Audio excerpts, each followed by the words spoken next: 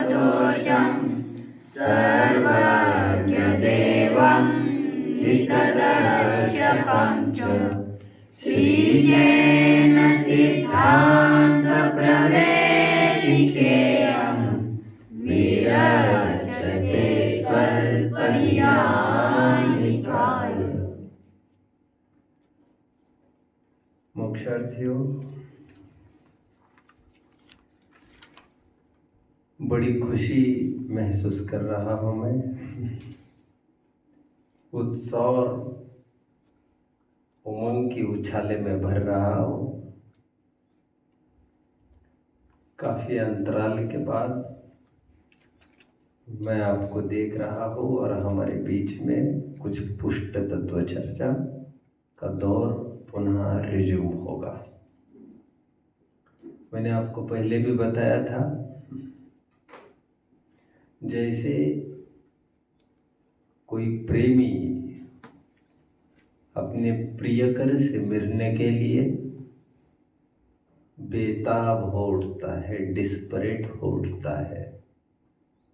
गोधूली के समय में दिन भर से बिछुड़ी माताओं को मिलने के लिए, बछड़े गायों को मिलने के लिए और गाय बछड़ों को मिलने के लिए बेताब होती है।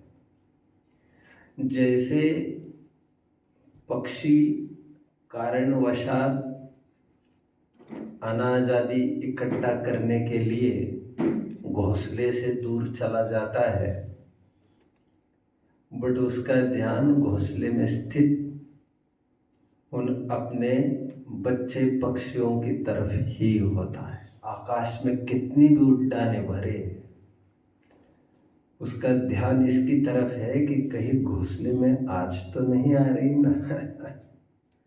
क्षेत्रगत दूरी होने पर भी ये दिल की नजदीकी उस पक्षी की देखते बनती है।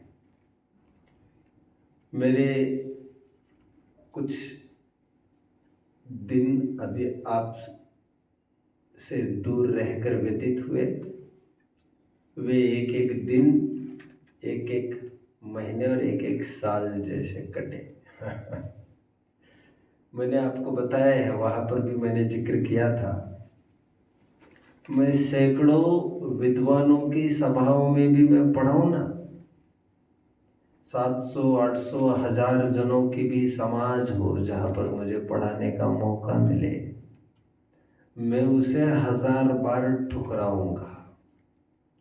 यदि मुझे आप जैसे 1, 2, 3 सजग और समर्पित बच्चों को पढ़ाने का मौका मिलता है, तो ऐसे हजारों की भीड़ को मैं लाखों दफे ठुकरा सकता हूँ। क्योंकि मैं ये मानता हूँ, उज्जवल भविष्य जिन शासन की नब्ज के रूप में जो उज्जवल भविष्य की नींव बन रही है, उस नींव के कर्ता आप ही जैसे सबल हाथ कर सकते हैं। और बड़े लोग कल्याण करेंगे, काम करेंगे तो अपना अकेले का कर सकते हैं, और आप लोग दोनों का कर सकते हैं, स्वयं का भी और दूसरों का भी। एनीवे, हम फिर से एक दूसरों के सामने हैं और पूर्व 25 कक्षाएं हमने पूर्ण की है लघु जैन सिद्धांत प्रवेशिका की। आज थोड़ा आगे बढ़ते हैं। यह एक मनोविज्ञान है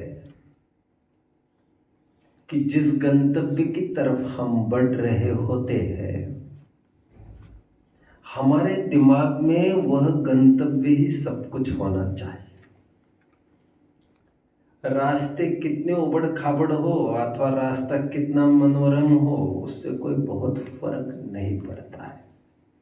क्योंकि मनोरम रास्ते को देखकर आपको न रुकने की इजाजत है, न उबड़ खाबड़ रास्तों को देखकर ना ही आपको द्वेष कषाय करने की इजाजत भी।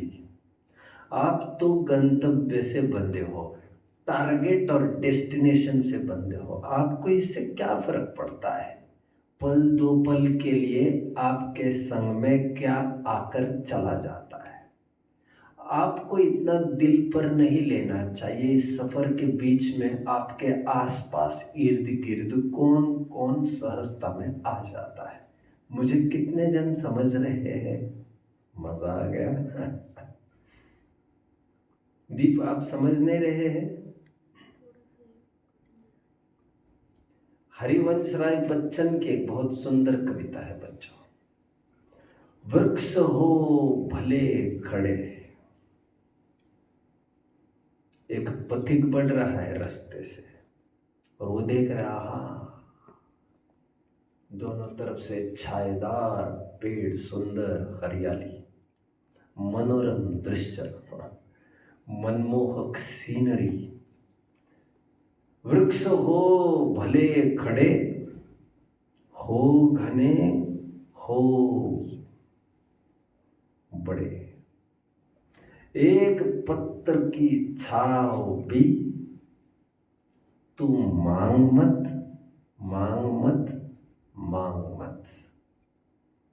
अग्निपथ, अग्निपथ, अग्निपथ।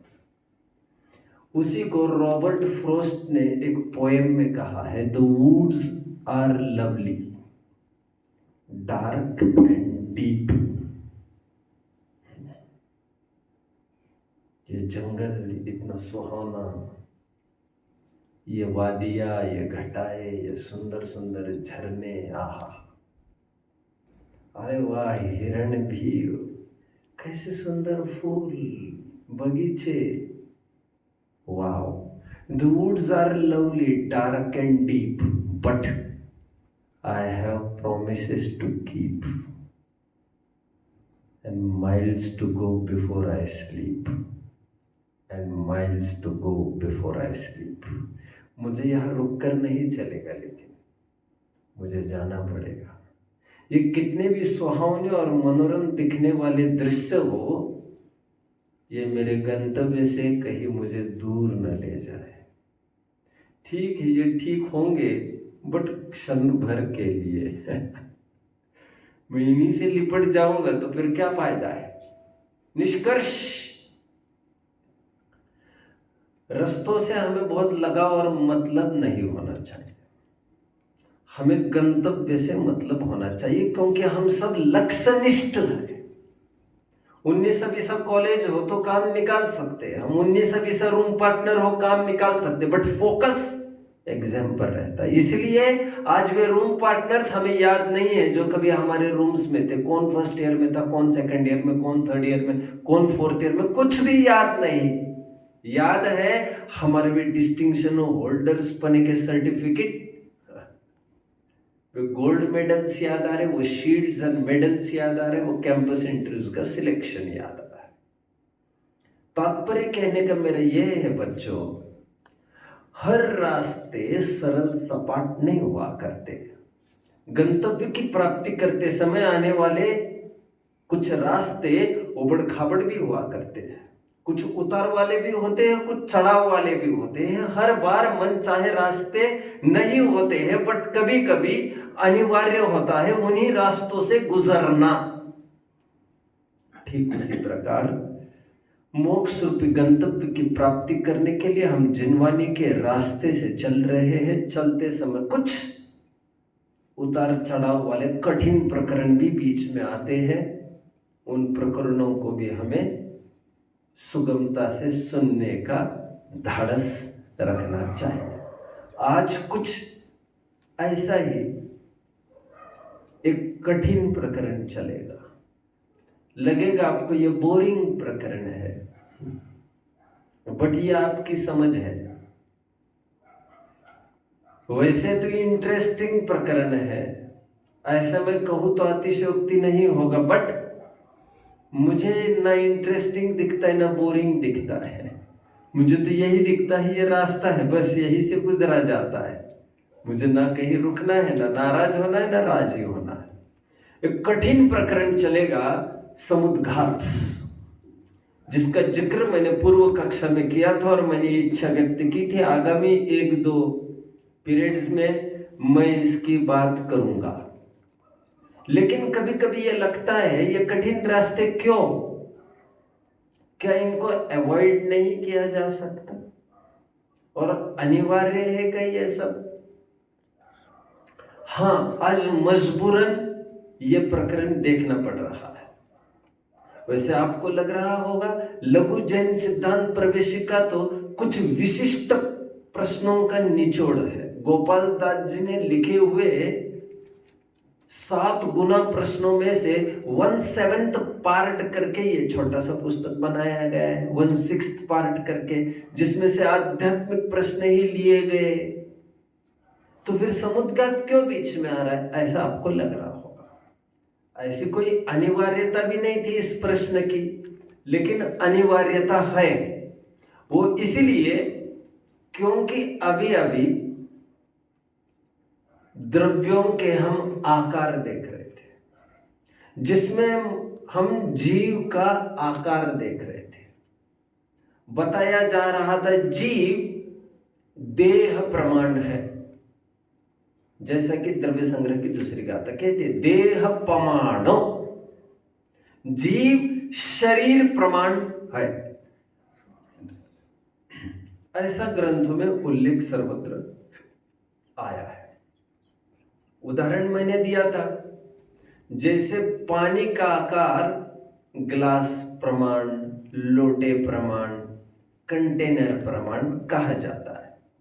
जिसमें डालो उसका आकार वो धारण करता है। डेफिनेट आकार वैसे तो 1 लीटर कह सकते हैं आप, बट आम जनों को समझने के लिए लोटा भर पानी लाओ। ऐसे तो आज तक कोई नहीं बोले लीटर भर पानी लाओ पीने के लिए। 1 लोटा पानी लाना, 1 गिलास पानी लाना।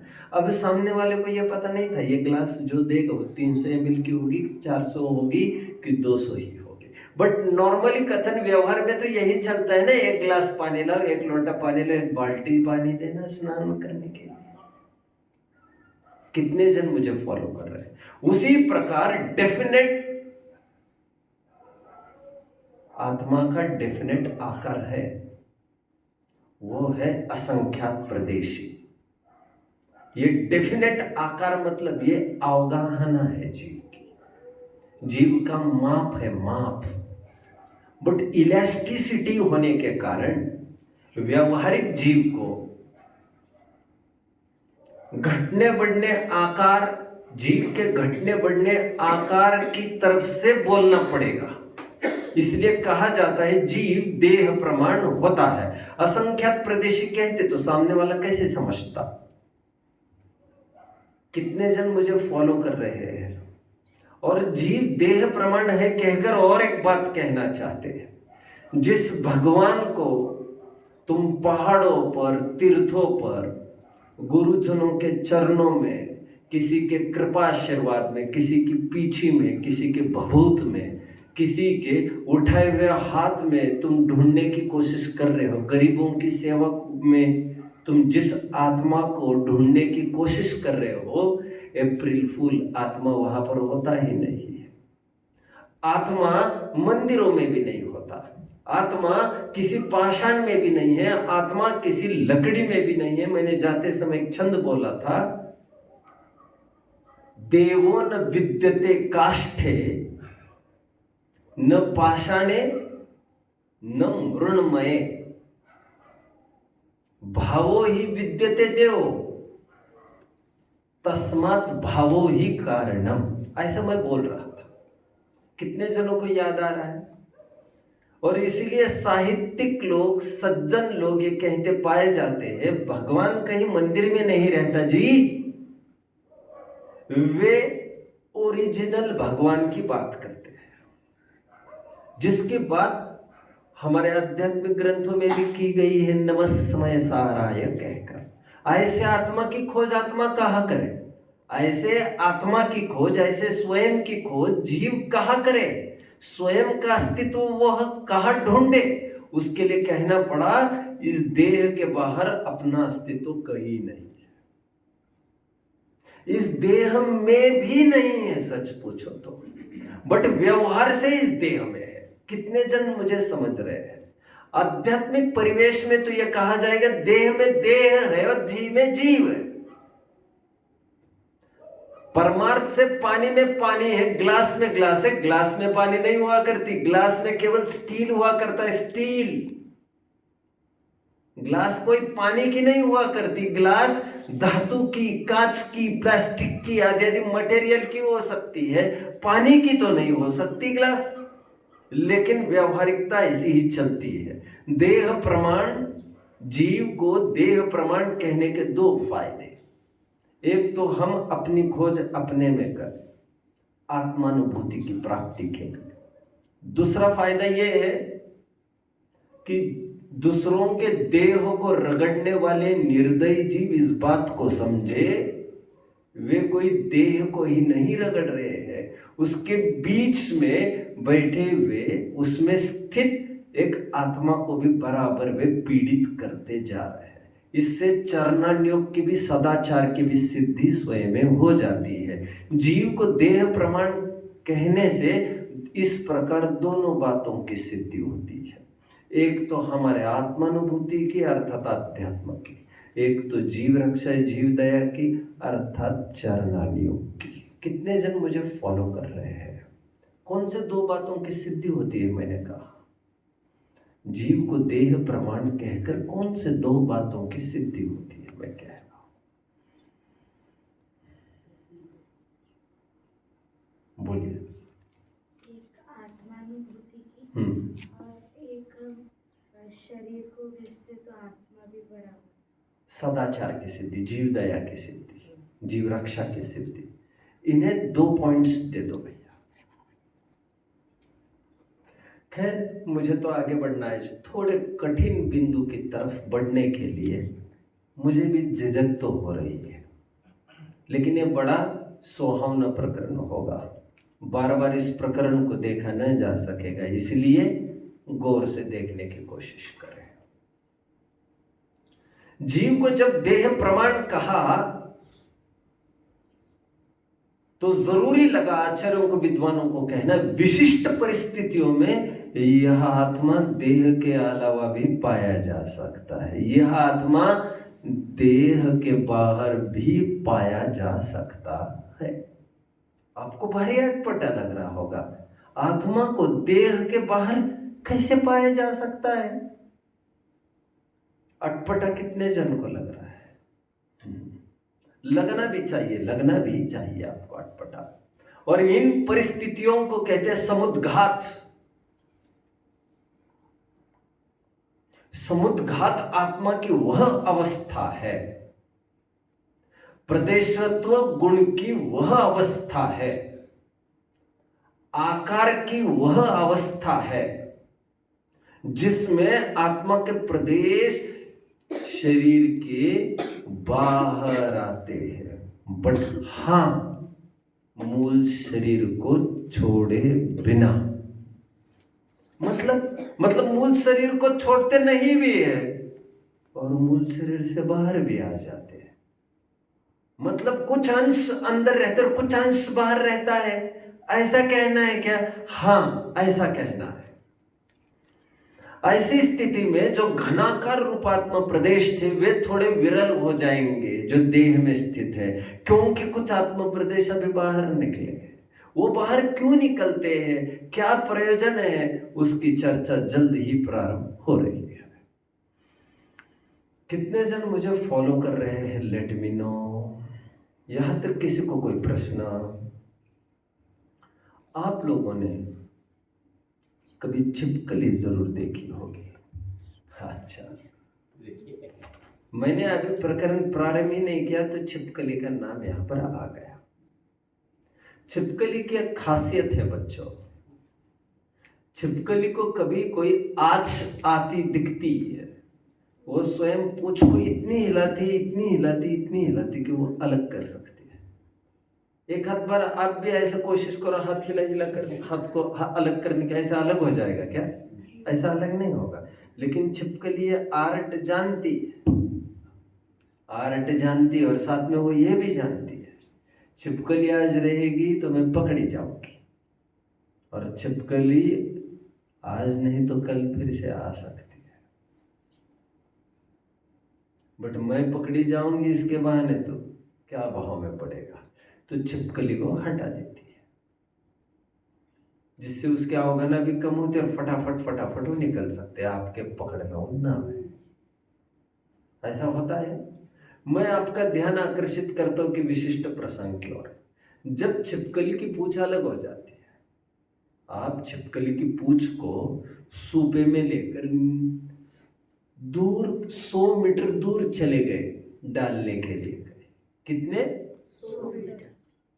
और आपको ये समझ में नहीं आता ये सूपे में जो पूंछ है वो फड़फड़ा क्यों रही है आगे? क्या मामला है? आपको लगता है ये क्या बात है? और वहां पर आप देख रहे हैं 100 मीटर पर वो छिपकली भी भाग रही है, यहाँ पर भी ये भी भाग रही है। तो माजरा क्या है? ये आपको प्रश्न उत्पन्न होता रहता होगा। बात कोई इसी की नहीं है। यदि किसी ने सांप को कटते देखा होगा बाइट टू, तो आपने देखा होगा दोनों पार्ट्स फड़फड़ाते रहते हैं। कुछ दूरी पर लेके जाओ दोनों फड़फड़ाते रहते, दूरी पर लेके जाओ फड़फड़ाते रहते दोनों पार्ट्स। कितने जनों ने देखा इसे? शाबाश। अभी आप लोगों ने कभी ये गौर किया होगा, जब मुर्गे की आदि की बलि चढ़ाई जाती है,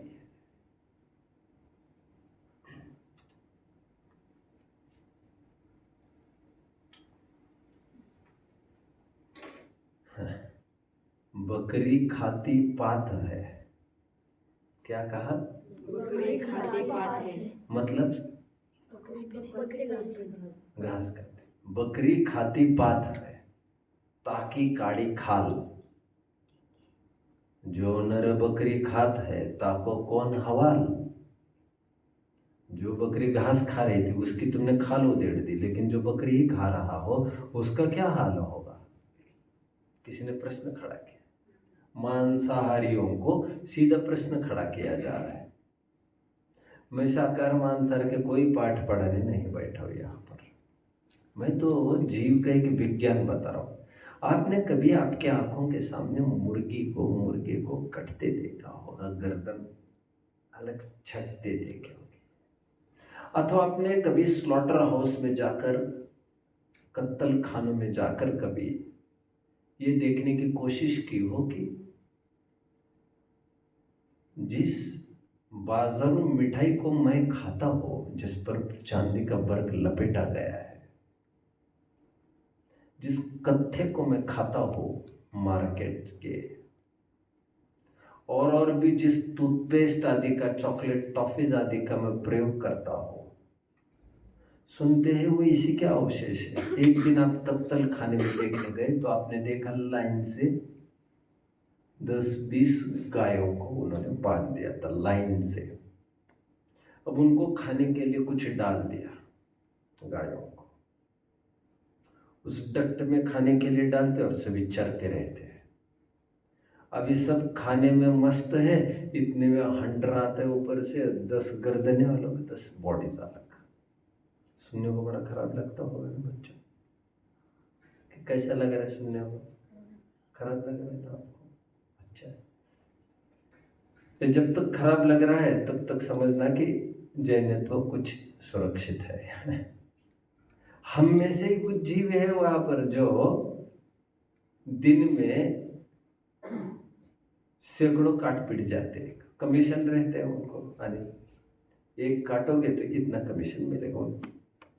पापी पेट का सवाल, खटाखट खटाखट। धन की बहुत ज़रूरत है तो वो कहता है आज मैं 200 काटूंगा, ओवर टाइम करूँगा, पैसे की ज़रूरत है मुझे। हाँ। अब आपने गाय भी कटती देखी होगी तो धड़ अलग गर्दन अलग, तो आपने फड़फड़ाते देखे होंगे अलग अलग। यहाँ तक भी मैंने सुना है राजपूतानों में एक कोई वीर हुए जो लड़ने के लिए गए, जिनकी गर्दन अलग कर दी गई लेकिन धड़ लड़ता रहा। ऐसा तक मैंने सुना है। मुझे ये मत पूछना ये सही है कि झूठ है, मुझे मत पूछना। जैसे आप सुन रहे वैसे मैंने भी सुना ही है। मैं तो विज्ञान समझा रहा, आपको विज्ञान समझाना मेरा काम है। मैं ना आपको इमोशनली ब्लैकमेल कर रहा हूँ, ना आपको रुला रहा हूँ, ना आपको मैं अभी फिलहाल अभक्ष भक्षण का त्याग भी करा रहा हूँ। मैं तो इतना ही कह रहा हूँ, जब भी दो पार्ट्स होते हैं फड़फड़ाते रहते हैं, इसका साइंस क्या है? साइंस ये है अभी भी उनमें कुछ जुड़ान है जो तुम आंखों से नहीं देख पा रहे। ये जुड़ान आत्मिक जुड़ान है, आत्मा के प्रदेश अभी भी जुड़े हैं और थोड़े टाइम तक जुड़े हैं। थोड़े टाइम के बाद जब वो सिमट जाएंगे, आत्मा के प्रदेश एक तरफ आ जाएंगे, कहीं एक तरफ, तो दूसरा पार्ट मूवमेंट बंद कर देगा, कनेक्शन खत्म।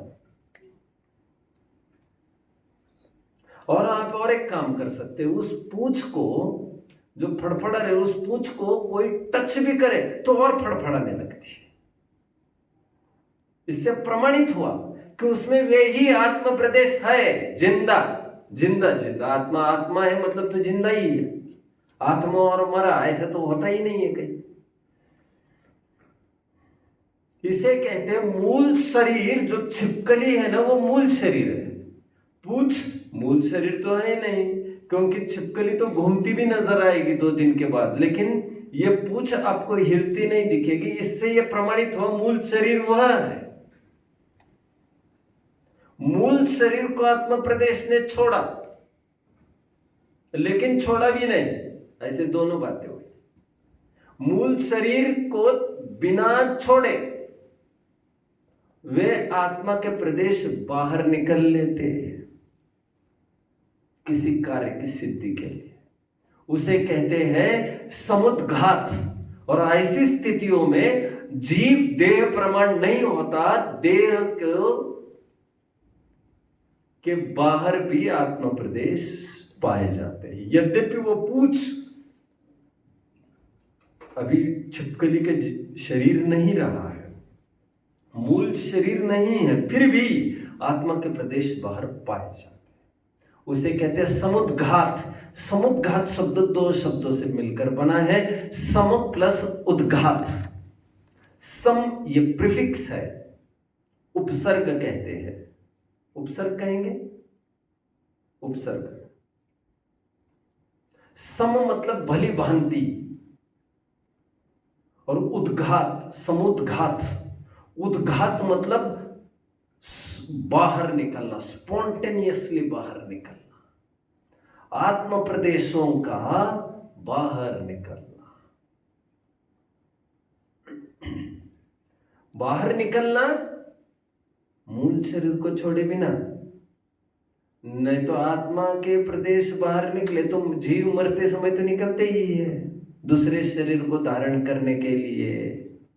तो ये विग्रह गति की स्थिति नहीं कह रहा हूं मैं मूल शरीर को छोड़े बिना प्रदेश को बाहर निकलने की बात कर रहा हूं। दैट इज समुद्घात। कितने जन मुझे फॉलो कर रहे हैं?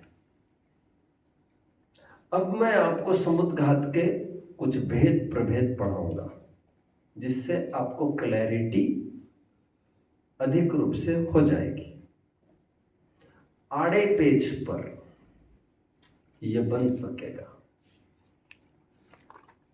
आड़े पेज पर वर्टिकल कॉलम्स 3 हो सकते हैं, हॉरिजॉन्टल कॉलम्स 8 होंगे। हॉरिजॉन्टल समझे? हॉरिजॉन्टल आड़ा, वर्टिकल वर्टिकल मैंने कहा था आपको, वर्टिकल कहा था। वर्टिब्रल कॉलम कहते हैं इसको, जानते हैं आप? Vertical vertical.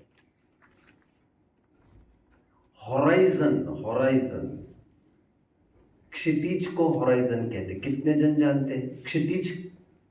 कौन जानते हैं क्षितिज को? क्षितिज क्षितिज हॉराइजन। कितने जन ने सुना है ये शब्द?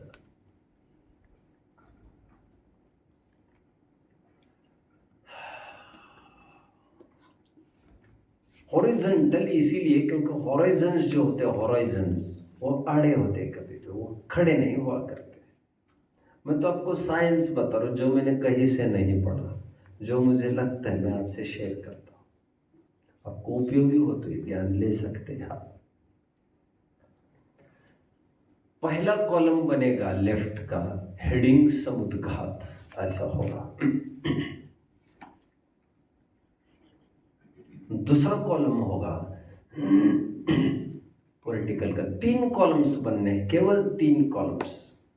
पहला कॉलम और अंतिम कॉलम एकदम छोटा, एक पोर जितना, एक पोर जितना। समुद्घात लिखने जितनी ही जगह पहला कॉलम चाहिए और अंतिम कॉलम गुणस्थान लिखने जितना, और बीच का कॉलम एकदम बड़ा कर दीजिए। इस प्रकार 3 कॉलम का टेबल बनता जाएगा। आड़ी लाइंस अभी मत खींचिए, जब जरूरत होगी तो खींचते रहेंगे।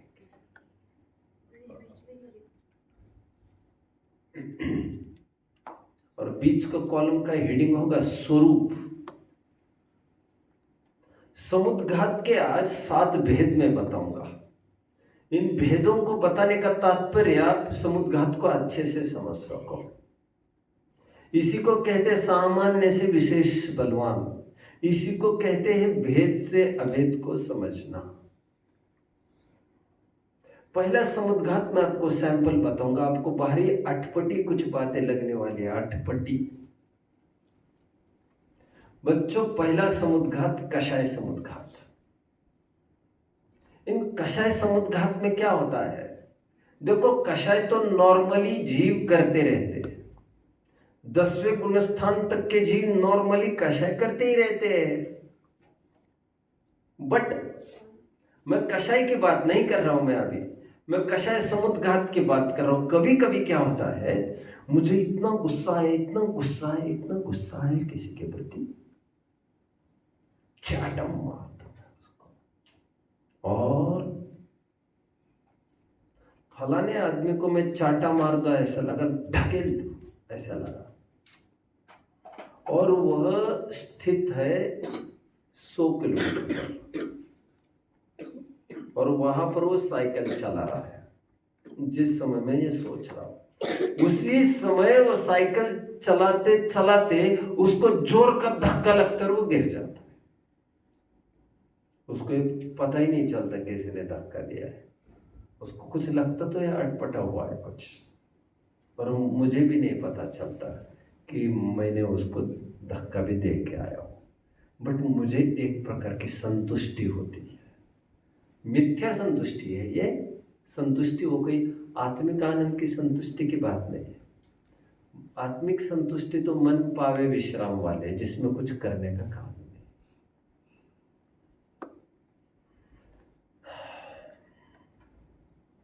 ऐसा होता है बच्चों। और कभी कभी किसी के प्रति बहुत लाड़ प्यार आता है, हमें लगता है उसको पुचकार है, और सामने वाले को ऐसा लगता है कि हमें किसी ने पुचकारा है। अटपटा लग रहा है। कुछ घटनाएं मेरे सामने है, बट फिलहाल इतना है। इसलिए ये भूत प्रेत की बातें नहीं है। हर बार जो ऐसा अनायास होता है वो भूत प्रेत की बातें होती है, ऐसा नहीं। वर्ल्ड में तो ज़्यादा जानता नहीं हूँ बच्चों, समझदार तो आप हो, आप ही स्कूल पढ़ते हो। मंगलायतन के बच्चे चुस्त ज़्यादा थे, उनको थोड़ा कुछ कहा तो धड़ाधड़ बोल लेते थे वे। शायद आप नहीं बता पाएंगे, वो किसी वर्ल्ड वॉर में एक अमेरिकन सोल्जर मर गया। मरने ऐसा कहते हैं, मरने के बाद उसने उसके पूरी बटालियन को पूरा रूट बता दिया, तुम यहाँ निकलो, यहाँ से ऐसे निकलो, यहाँ से ऐसे निकलो, क्योंकि देव है तो एक्स्ट्रा माइटी पावर तो है ही, उसको सब कुछ देख सकता है और ताकत भी है उसको। और उसके बहाने, उसके जरिए उस बटालियन ने जीत लिया वॉर को। उसने सब सीक्रेट्स बता दिए। सुनते हैं आज भी उसको पे मिलती है, आज भी उसका कोट है, ऐसा कुछ आपने सुना है? नहीं सुना। मुझे हमारे मंगलारती कहते थे ऐसा है आज भी। खैर, मैं तो ये कह रहा हूं, ये तो भूत प्रेत से जोड़ दी बात को, लेकिन कदाचित ऐसा भी हो सकता है कोई एक आता है और कोई हमें रास्ता दिखाता जाता, कोई हेल्प करता रहता है, वो भूत प्रेत ही होता है ऐसा नहीं, वो किसी की भावना भी कभी कभी काम कर जाती है। एक टेलीपैथी होती है, टेलीपैथी कितने जन समझते हो? मैं तुम्हारी इतनी याद कर रहा था सोमा, जितनी याद कर रहा था, मैं मिलूं मिलूं मिलूं मिलूं सुबह से सोच रहा था, और साल भर कोई खास भाव नहीं था। आज सुबह भाव इतना आया और एकदम मैं मिलने के लिए निकला, और तुम रास्ते में, और तुम ये कह रहे पंडित जी कुछ नहीं, मुझे ऐसा आज भाव आया कि मैं आपसे मिल लूं। यार तुम मेरे मन की तो बात नहीं पढ़ते, क्या बात है? मैंने आज बहुत इच्छा की, तेरे टेलीपैथी कहते हैं, टेलीपैथी। टेलीपैथी साइंस को भी आप समझेंगे तो आपको पता चलेगा, जो आप बहुत भावना पाते हो, आप उन तक संदेशा भी पहुंचा पाते हो। All the things not always happen, ये सदाकाल होगा ऐसा नहीं कह रहा हूं मैं, बट बाय चांस एक कोइंसिडेंस बन जाता है। बोलो भैया बोलो। मंगलाचरण आपके बोलने के पहले बोल जाता। हाँ, पिछले साल सत्कर ने, एक सत्कर था ना पिछले साल, 3-4 बार ऐसा हो गया। मैं मंगलाचरण कभी भी कुछ भी कर लेता था एट रैंडम, जैसा पाठ होता था, बाल बोध भाग 2, 3, वितरक 1, 2, 3, मंगलाचरण बदलता रहता था। और मैं जो मंगलाचरण करने वाला हूँ वही खोल के बैठा, 3-4 बार ऐसा हुआ। हजारों गाथाओं में यार मैंने तो किसी को शेयर भी नहीं किया कि मैं ये गाथा पढ़ूंगा मंगलाचरण के रूप में, और ये खोल के बैठा है। ऐसे कैसे हो गया? वो कॉन्फिडेंस भी हो सकता है, सदाकाल समुद्घात आदि हो, ये जरूरी नहीं, बट ऐसा होता है। कैसा है समुद्घात का स्वरूप? ये है, राग द्वेष के निमित्त से आत्मा के प्रदेश बाहर निकलते हैं। किसी का भला बुरा, राग द्वेष के निमित्त से किसी का भला बुरा करने के लिए, इतना लिखेंगे तब भी काम होगा, क्योंकि आत्मा के प्रदेश बाहर निकलना है तो कॉमन चीज है, समुद्घात में तो ये होगा ही। मुझे अभी आज वे लोग हैं नहीं, वे लोग चल बसे अभी, ऐसा कहते थे कि ऐसा ऐसा हुआ था, ऐसा ऐसा हुआ था। अभी वे लोग आपके पहचान के नहीं है, लेकिन कषाय समुद्घात के काफी उदाहरण उनके जीवन के देते थे वे। ये होता है पहले से लेकर 6वें गुण स्थान तक, मतलब मुनियों को तक ये हो सकता है। अब मुनियों को ऑब्वियसली राग होना ज्यादा संभव है, उन्हें किसी के प्रति राग हुआ और वैसे कोई बात हो गई सामने। दूसरा समुद्घात समझ लीजिए बच्चों, अभी वेदना समुद्घात। वेदना समुद्घात में क्या होता है बच्चों? वेदना मतलब यहां पर पेन, पेन। कभी कभी क्या होता है, शरीर में इतनी भयंकर पीड़ा होती है, उस जीव को यह लगता है हो प्राण निकल रहे, प्राण कुछ हो जाए, ठीक हो जाए, ठीक हो जाए, ठीक हो जाए। अब उसी समय में क्या होता है बच्चों, उसके आत्मा के प्रदेश बाहर निकलते हैं और समीप में स्थित वह भी अनभिज्ञ है, जिससे ऐसी कोई जड़ी बूटी विशेष, औषधि विशेष को छूकर उसका आत्मा प्रदेश छूकर लौट के आ जाते हैं और एकदम वो हील करने लगता है, उसे अच्छा लगने लगता है। दैट इज वेदना समुद्घात।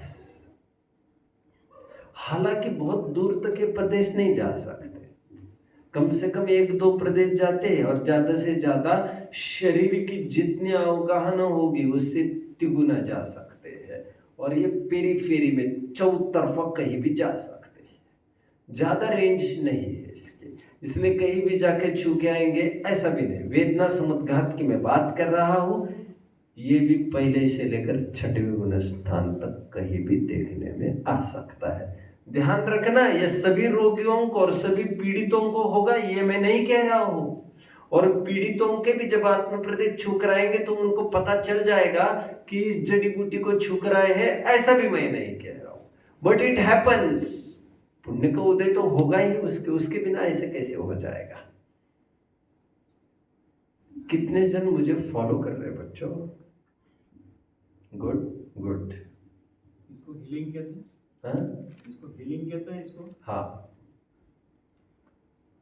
हीलिंग करना मतलब रिकवरी होना, इलाज होना उसका। HEAL, heal is the verb form of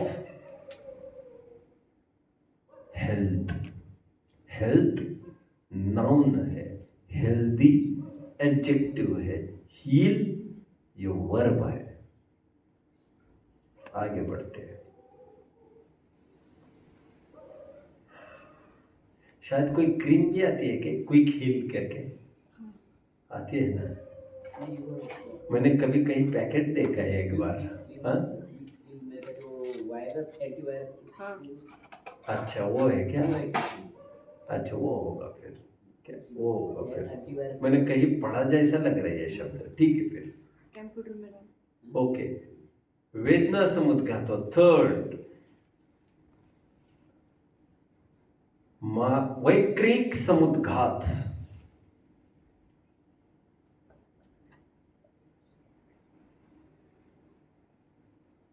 वैक्रिक समुद्घात तो आपने सुना ही है बच्चों, मैं आपको बता रहा था किस प्रकार इंद्रगण 170 स्थानों पर रहकर सब जगह पंच कल्याणकों को अटेंड और अरेंज ऑर्गेनाइज कर सकते हैं।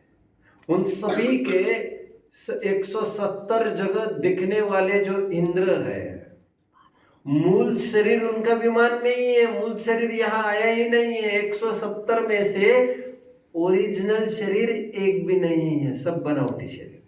ओरिजिनल शरीर उनका विमान में ही है। आत्म प्रदेश के जरिए पूरे में फैल गए। समझ रहे हैं? अब जानते हैं ना, कुछ मैं ज्यादा समझता नहीं हूं लेकिन आप समझेंगे जल्दी फटाफट। 2-3 डिवाइसेस में एक ही व्हाट्सएप चल सकता है लॉग इन कर करके। जानते हो? आप समझ गए? अभी डिवाइसेस अलग अलग और मूल में एक ही।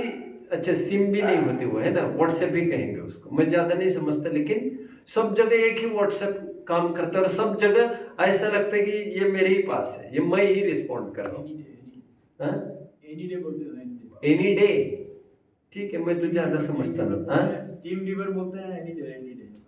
ठीक है, जो भी होगा ठीक है। चलिए, वैक्रिक समुद्घात के बारे में मैंने चर्चा की थी। मैंने कहा था पृथक विक्रिया, अपृथक विक्रिया। मैंने पृथक विक्रिया देवों के, भोग भूमिजों के, चक्री के, अर्ध चक्री के होती है कहा था। नारकियों के अपृथक विक्रिया होती है कहा था। यहाँ तक कि त्रियंचों में भी अपृथक विक्रिया देखने में आती है। जैसे मोर वगैरह अपने पंख फैलाते तो उनकी विक्रिया कही है।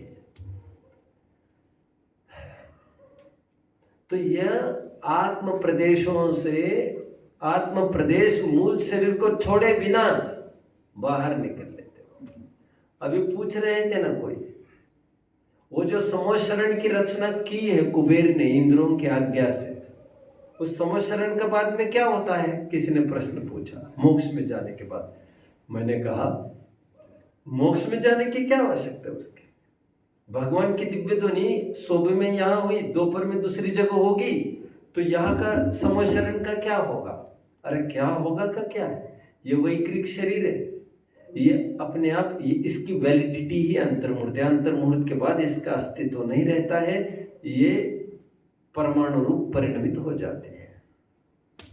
और सर्वत्र मैंने कहा था ना, वो देवों के आत्मिक आत्मा के प्रदेश पूरे समोशरण में बने हैं। मतलब समोशरण उनका शरीर है, शरीर, मूल शरीर नहीं। कितने जन समझ रहे हैं मुझे? वैक्रिक समुद्घात के गुणस्थान भी 1 से लेकर कितने गुणस्थान होंगे? आपको क्या लग रहा है बच्चों? पूरा समोशरण जो है वो देवों के वैक्रिक शरीर से बनता है क्या? राइट, वैक्रिक रचना। 1 से लेकर 6वें गुण स्थान तक लिखना है आपको। आपको अटपट लगना इसलिए चाहिए क्योंकि वैक्रिक शरीर तो वैक्रिक शरीर वाले तो चौथे ही गुण स्थान तक जा सकते, पांचवें भी नहीं जा सकते, छठवें का। बट जो विक्रिया मुनिराज करते, मुनिराज भी कुछ विक्रिया कर सकते आत्म प्रदेश फैलाकर। तो ये जो विक्रिया करते हैं मुनिराज, उस विक्रिया के काल में भी उन्हें वैक्रिक शरीर ग्रंथों में कहा गया है, जबकि मनुष्यों के वैक्रिक शरीर तो होता नहीं है, मूल तो औदरिकी शरीर है, फिर भी ग्रंथों में कहीं कहीं इसे वैक्रिक शरीर कहा है। इस न्याय से छठवें गुण स्थान तक आहारक शरीर का है, आहारक शरीर बोलते हैं। अभी नहीं, अभी रुक जाइए। ऐसा लिखा कि वैक्रिक शरीर की उदीर्णा हो जाती उतने देर के लिए। अटपटा लग रहा हो, वैक्रिक शरीर मनुष्य में कैसे? ये तो विक्रिया है, लोग कहते विक्रिया रिद्धि है, ये शरीर तो औदरिक है, लोग ऐसा कहते हैं, वे भी ठीक कहते हैं। बट मैं ये कह रहा हूँ ग्रंथ में डायरेक्ट उल्लेख है वैक्रिक शरीर की उदीर्णा होने का, इसीलिए तो ग्रंथों में छठे गुण स्थान तक कहा है। मारणांतिक समुद्घात, जब जीव का मरण होने जाना होता है तो मरण के नाम सजेस्ट करता है मारणांतिक, अंत समय में नाम ये कहता है मारणांतिक समुद्घात, ये कहता है बच्चों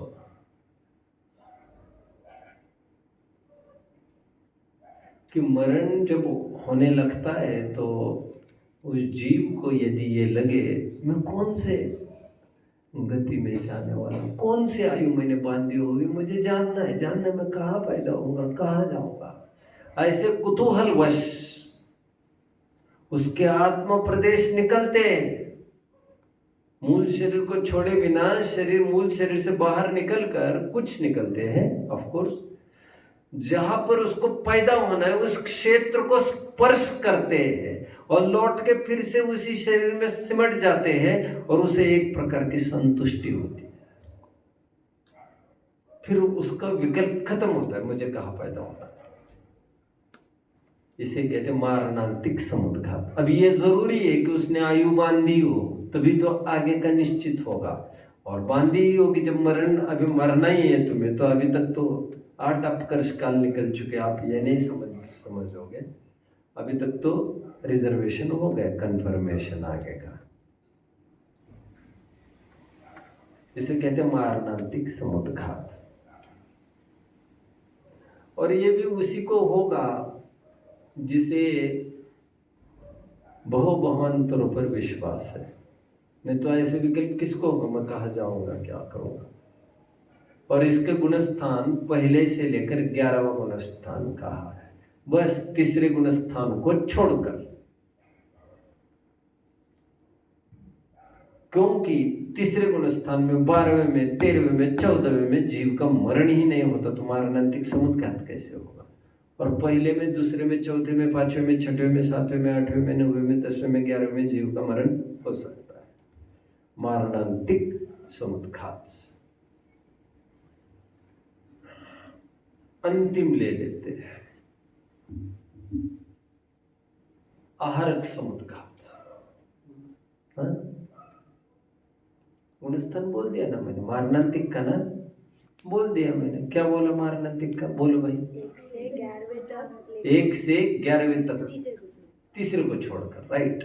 तीसरे गुणस्थान में जीव का कभी भी मरण नहीं होता बच्चों, इसलिए तीसरे गुणस्थान का स्वरूप ये कहा जाता है, न मरण होता है न मारणांतिक समुद्घात। वो कोई अचीवमेंट है समुद्घात, ऐसा नहीं है, बट तो कहा क्यों जा रहे हो, इसलिए कहा जा रहा है। हमने देह प्रमाण कहा था, तो एक विशिष्ट कंडीशंस वे भी होती है जब आत्मा के प्रदेश बाहर देखने में आते हैं।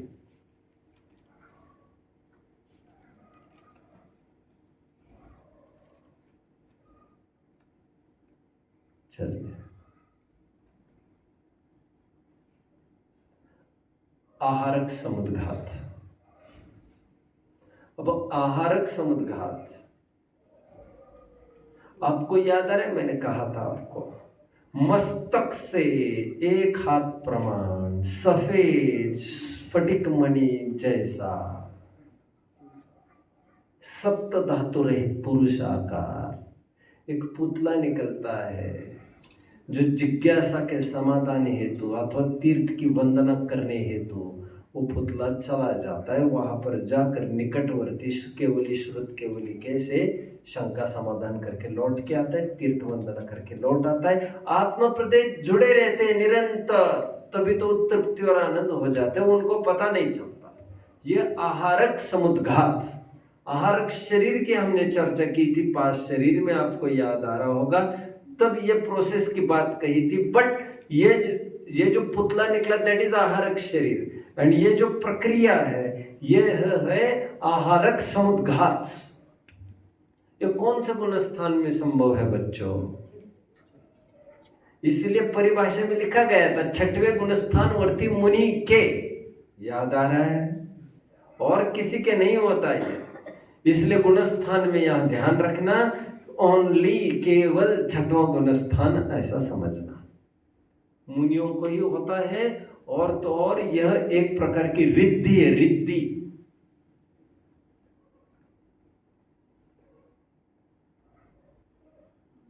एक 148 कर्म प्रकृतियों में, नाम कर्म की 93 प्रकृतियों में 2 प्रकृतियां हैं, आहारक शरीर और आहारक अंगोपांग। ये उन्हीं के होती है, ऐसे रिद्धिधारी मुनियों के। ठीक है, ये कोई नोट करना जरूरी वैसे तो नहीं, ठीक है। देखो बच्चों, आज के लिए बस करेंगे, कल 2 शरीर रहे, कल वो मैं सेटल कर लूँगा। मुझे थोड़ा सा एक खुशी की लहर दौड़ पड़ी आज, मुझे लगा मैं शेयर करूँ आपसे। मेरे तक खबर ये आई आज कि ये अपने अनिल भैया है ना, ये पंडित जी को पूछ रहे थे, आदित्य भैया को पूछ रहे थे कि मेरा इतना सारा होमवर्क दे देते हैं CBSE वाले, मैं यहाँ धर्म करने आया हूँ, इतना सारा तो होमवर्क देते हैं। मैं तो बात करने वाला हूँ पंडित जी से कि मैं अगले साल CBSE न पढ़कर सेमी इंग्लिश पढ़ूँ। हाँ, मुझे बोला था। ऐसे बच्चे होना इतना दुर्लभ है, इतना दुर्लभ है, इतना दुर्लभ है इस काल में। आपको बोलूं, हम छोटे मोटे 1 करोड़ 2 करोड़ 1 अरब 2 करोड़ ऐसे चिंदी चिल्लर के पीछे दौड़ रहे हैं। बट ऐसी भावना से धर्म के लिए मैं सब कुछ छोड़ सकता हूँ कि भावना से चक्रवर्ती, इंद्र, तीर्थंकर जैसे बड़े बड़े पद आकर चरणों में लौटते रहते हैं, उनको सहज मिलते हैं ये पद, जिसे पुण्य की कुछ भी इच्छा नहीं है, पुण्योदय आए, उनको सहज ही ये सब मिल जाता है। मुझे इतना आनंद आया, इतना आनंद आया मुझे, मैं खूब अनुमोदना करता हूँ इस बात की। और इस काल में भी ऐसी जीव है तो बड़ा हर्ष हुआ। कैसा योग है देखो, ये जैन कुल में कहने को तो वैसे तो पैदा नहीं हुआ, इसके पिताजी भी ऐसे ही परिणाम वाले हैं, ऐसा मैंने सुना है। तो लोग कहेंगे यार दुनिया कहाँ जा रही है, लोगों को कितने बड़े बड़े पैकेज चाहिए, और इनका ये है कि मैं तो धर्म से वंचित नहीं रहना चाहता, और भविष्य में भी इनकी भावना शास्त्री वगैरह ही करने की है। अब करे ना करे, लेकिन मैं इतना तो समझता हूँ कि इनसे धर्म तो छूटेगा नहीं। ऐसी भावना बनाए रखना, कि धर्म की रक्षा के लिए मुझे पृथ्वी का भी त्याग करना पड़े तो मैं हंसते हंसते कर दूंगा। अरे इनकलाब जिंदाबाद के नारे लगाते लगाते दिल्ली में कहा हुआ है, राजगुरु भगत सिंह और सुखदेव चढ़ गए ना तख्ते पर और उनको पूछा, भाई तुम इतने क्यों खुश हो रहे, तुम्हें कोई मिठाई बट रही क्या? तो उन्होंने कहा एक जा रहे उसके बदले में 1000 रुपये दो होंगे आगे।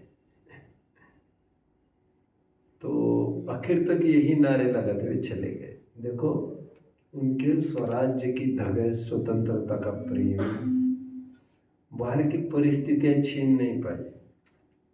मानना पड़ेगा बच्चे, ये तो मानना पड़ेगा। मुझे बहुत खुशी है, बहुत खुशी है। ऐसे बच्चों के साथ मेरी चर्चा वार्ता रोज होती है, इसमें मुझे बहुत खुशी है, बहुत खुशी। इसीलिए मैं बड़ी बड़ी समाजों में और बड़ी बड़ी सभाओं में भी मुझे इंटरेस्ट नहीं आता जितने यहाँ पढ़ाने मुझे तो मेरी सभा भली है, इसलिए मैं अंदर से कहीं जाना ही नहीं चाहता। कोई मुझे कहे 1000 जनों की सभा है वहाँ चलिए, 25,000 की सभा है वहाँ चलिए, भैया हमको मत दिखाओ ये प्रलोभन, यही हमारे लिए ठीक है। रोज की सभा बड़ी बड़ी भीड़ से हमारा काम होगा। 4 आइटम खाने के बजाय 2 आइटम पोषक खाना चाहिए। अब जानते नहीं इस चीज को बच्चों। ठीक है, चलिए फिर ओम नमः।